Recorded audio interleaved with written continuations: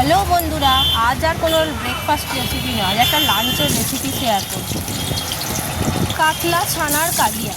তার জন্য আমি কড়াইতে তেল গরম করে কাতলা মাছ ভেজে নিয়েছি। কাতলা মাছটা ভেজে তুলে রাখবো। এবার ওই তেলে গোটা গরম মশলা ফোড়ন দিয়ে দেবো, দারচিনি, এলাচ আর লবঙ্গ দিয়ে এবার আদা, রসুন, পেঁয়াজ, কাঁচা লঙ্কা বাটা পেস্টটা দিয়ে ভালো করে কষিয়ে নেব।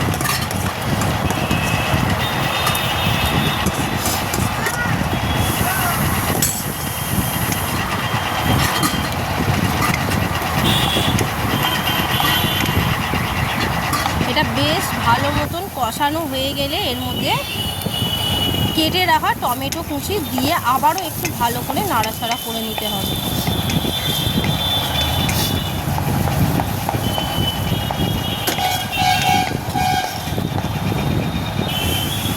এবার মশলা কষানো হয়ে গেলে ওর মধ্যে হাফ চামচ হলুদ গুঁড়ো, হাফ চামচ লঙ্কা গুঁড়ো দিয়ে আবারও এটাকে একটু ভালো করে নেড়ে নিতে হবে যাতে মশলার কোনো গন্ধ না থাকে।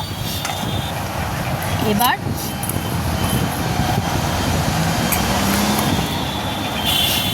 বাড়িতে তৈরি করা ছানা দিতে হবে, দিয়ে এটাকে ভালো করে এই মশলাটার সঙ্গে ছানাটাকে মেশাতে হবে, মিশিয়ে একটু ভালো করে ভাজা ভাজা করে নিতে হবে যাতে ছানাটা ওই গ্রেভিটার মধ্যে ভালোভাবে মিশে যায়।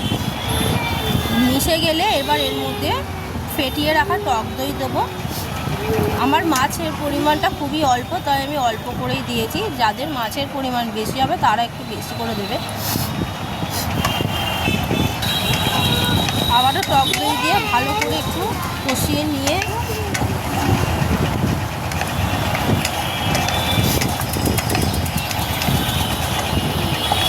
এর মধ্যে দেব হাফ চামচ নুন।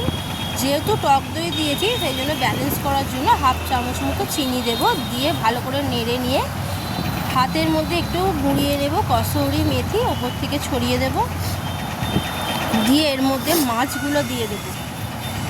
মাছগুলো দিয়ে গ্রেভির সাথে 2-3 মিনিট একটু নাড়াচাড়া করে নামিয়ে নেব।